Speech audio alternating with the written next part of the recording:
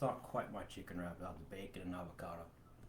Hey, I'm hoping to get a few folks on today, but I want to talk to everybody a little bit about biblical stewardship.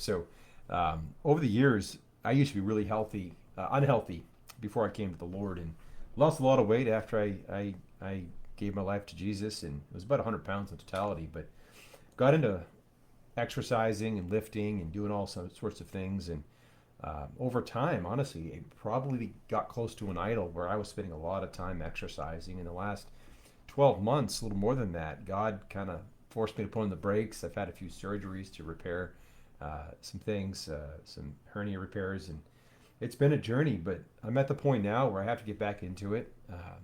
My desire is to lose about 30 pounds where I'm at. And I've got a couple of the guys with me that are interested. I'm going to call out names here. Chip, he's going to be joining us next week. And today, uh, Junior and I are going to go to the gym and get a lift in.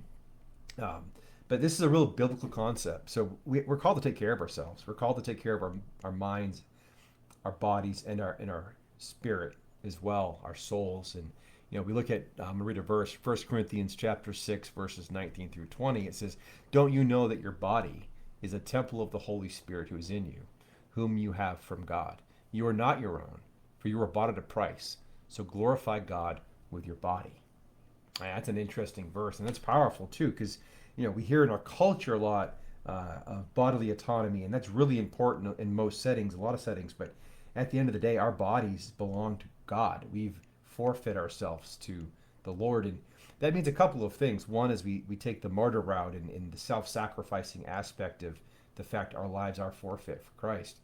But we also take the other angle of this of biblical stewardship, and we see um, I believe it's 1 Timothy chapter 4 verse 8. It says, "For the training of the body has limited benefit, but godliness is beneficial in every way."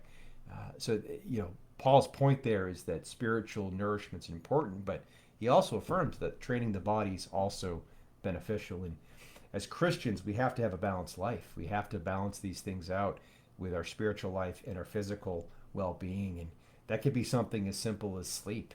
Do you feel tired all the time? A lot of our emotional and behavioral challenges in life, our depression, our sadness, our energy levels, are a direct reflection of how we eat and how we exercise. And I'm really excited for this next season. A lot of us guys, specifically here in the room with me, you can say hello again, Junior. Um, we're going to take a season to really focus on our physical health. We have to keep in mind our spiritual health. That is the most important element, but we cannot forsake taking care of our bodies as well. And if we do a good job at taking care of our bodies, these bodies that God has given to us that belong to Him, our emotions, our behaviors, our feelings, our sleep gets better. Do you get 7 to 8, 9 hours of sleep at night? Do you feel tired when you wake up in the morning? Do you not feel energized? It's remarkable of how much what we eat can impact our well-being, how our exercise impacts our well-being. I'm very intentional. Sunday mornings, I try to get a run in before I go to the church. It gets me fired up. It gets my blood flowing, my heart racing, and it makes me feel good. And it's taken a long time to get to a point where running feels good. Um, but you got to start somewhere. It might be a walk. It might taking a small walk and put on some worship music.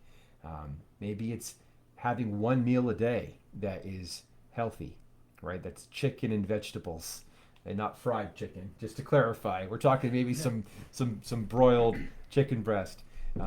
Maybe it's not eating after a certain time of the day. Maybe it's going to the gym once or twice a week for just 20 or 30 minutes just to get some exercise in. These are really biblical concepts to be a good steward of our body.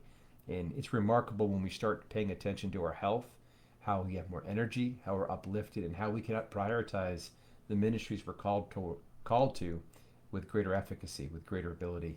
Um, so that's my encouragement today: is take care of your bodies, take care of your spirits. For now, me and Rob Jr. over here are off to the gym. God bless y'all. We'll see you soon.